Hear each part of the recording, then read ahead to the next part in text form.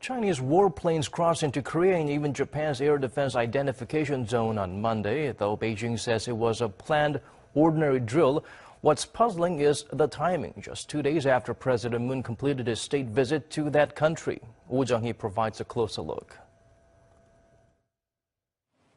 5 Chinese warplanes entered Korea Air Defense Identification Zone on Monday for what China is calling a, quote, ordinary drill. According to South Korea's Joint Chiefs of Staff, 2 H-6 bombers and 2 J-11 fighter jets appeared from the southwest of Korea's Yeodo Island. They flew into Korea's Air Defense ID Zone and the area where the zones of South Korea, Japan, and China overlap. The planes reached the Japanese zone and then returned to China.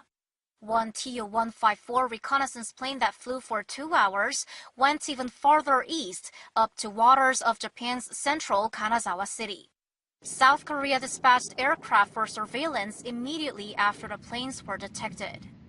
South Korea's Joint Chiefs of Staff say the Chinese side has told South Korea over the military hotline that this is just a routine exercise and that it won't be entering South Korea's airspace. But the exact intention of China's flyover is still being analyzed. China's defense ministry also announced that this was a planned exercise and did not target any specific country or region. But speculation is rising as to why the flights had to take place just after South Korean President Moon Jae-in wrapped up his visit to Beijing. All military actions have political implications, and it's been only 2 days since President Moon came back from China. China is taking a two-track approach that it won't step back in security terms, even if Korea-China relations are recovering. Chinese military planes have entered Korea's air defense zone multiple times since China unilaterally declared its own such zone in 2013, which overlaps with parts of Korea and Japan's zones. The last time was in early January this year when 12 warplanes crossed into the South Korean zone. In other news, 5 Chinese warplanes entered South Korea's air defense identification zone this morning for what China called an ordinary drill. According to South Korea's Joint Chiefs of Staff, 2 bombers and 2 fighter jets appeared from the southwest of Korea's Yeodo Island. They flew into Korea's air defense ID zone and the area where the zones of South Korea, Japan, and China overlap. They reached Japan's zone and then returned to China. One reconnaissance plane that flew for 2 hours went even farther east, up to waters off Japan's central Kanazawa City. South Korea dispatched aircraft for surveillance immediately after the planes were detected. China said it was only an ordinary exercise and that it won't violate Korea's airspace. South Korea dispatched aircraft for surveillance immediately after the planes were detected. South Korea's Joint Chiefs of Staff say the Chinese side has told South Korea over the military hotline that this is just a routine exercise and that it won't be entering South Korea's airspace. But the exact intention of China's flyover is still being analyzed. China's defense ministry also announced that this was a planned exercise and did not target any specific country or region. But speculation is rising as to why the flights had to take place just after South Korean President Moon Jae-in wrapped up his visit to Beijing. All military actions have political implications, and it's been only 2 days since President Moon came back from China.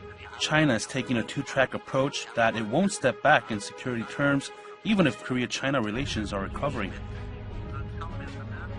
Chinese military planes have entered Korea's air defense zone multiple times since China unilaterally declared its own such zone in 2013, which overlaps with parts of Korea and Japan's zones. The last time was in early January this year when 12 warplanes crossed into the South Korean zone. Though Beijing says it was a planned ordinary drill, what's puzzling is the timing, just 2 days after President Moon completed his state visit to that country.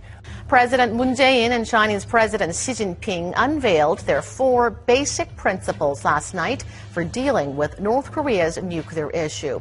The 2 leaders made some progress during their summit in Beijing, but when it comes to the issue of the U.S. THAAD missile defense system, clear differences remain. Our chief Blue House correspondent Moon Gun-young traveling with the president for us. Agreements remain agreed. Disagreements remain disagreed. That basically sums up the 3rd bilateral summit between South Korean President Moon Jae-in and Chinese President Xi Jinping here in Beijing in what had been coined as a highlight of President Moon's first state visit to China. The goal of the South Korean leader's first visit to China since taking office in May has been crystal clear from the get-go, mending bilateral ties strained by a dispute over the deployment of an anti-missile system.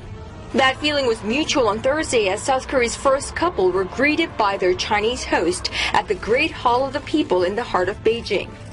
오늘 회담을 통해 양국 관계를 한 단계 더 격상시켜 발전시키고 평화 번영의 역사를 함께 써나가는 아름다운 동행의 새롭고 좋은 첫 발걸음을 함께 되짚게 되기를 기대합니다. 감사합니다. China-Korea relations and the situation on the Korean peninsula are at a critical stage now. As friendly neighbors and strategic partners, China and Korea share extensive common interests and wide cooperating prospects in maintaining regional peace and promoting regional development. In a meeting that lasted well beyond the initially scheduled half an hour, reaching 2 whole hours, the two leaders managed to reaffirm their positions on two primary sticking points: North Korea and Seoul-Beijing relations that nosedived over China's objections to South Korea's THAAD deployment. On North Korea, the two leaders agreed on the principles of no war on the Korean Peninsula, a nuclear-free Korean Peninsula, resolution through dialogue and negotiations, and that improvement in inter-Korean relations in the end help ease tensions. And over the issue of THAAD. President Xi reiterated China's opposition to the deployment and said he hoped South Korea would continue to appropriately handle this matter. But the Blue House official added that there was an air of positivity unseen from their last encounter, relaying Xi's remarks that the Chinese leader hoped the two countries' bilateral relations will never have to go through such a setback again. Presidents Moon and Xi also decided to keep all forms of communications open to better foster dialogue between the two leaders. Has Mr. Moon's China trip helped dig out the frosty South Korea-China relations from its darkest hour? Will this chart a new path for a new chapter in South Korea-China relations? That will determine in the next few weeks, which will be crucial for this very important relationship in Northeast Asia. One of the most significant diplomatic trips for Korea this year, President Moon Jae-in's first state visit to China. It comes after the long-standing row between Korea and China over the deployment of the U.S. missile defense system THAAD. As expected, President Moon spent his first 2 days in the capital city Beijing, during which he met with Chinese President Xi Jinping and Premier Li Keqiang to discuss the future and development of Seoul-Beijing relations. But as is the norm for Korean state visits to China, he is visiting another city. This time it's Chongqing in southwest China. President Moon Jae-in's choice to visit Chongqing is turning much focus toward this relatively unfamiliar city. But given its regional characteristics and historic background, experts are hopeful that this visit will help boost bilateral relations. During World War II, Chongqing housed the headquarters of the last Korean government in exile, in which Moon's predecessors organized the movement for independence from Japanese colonial rule and laid the foundations for modern Korea.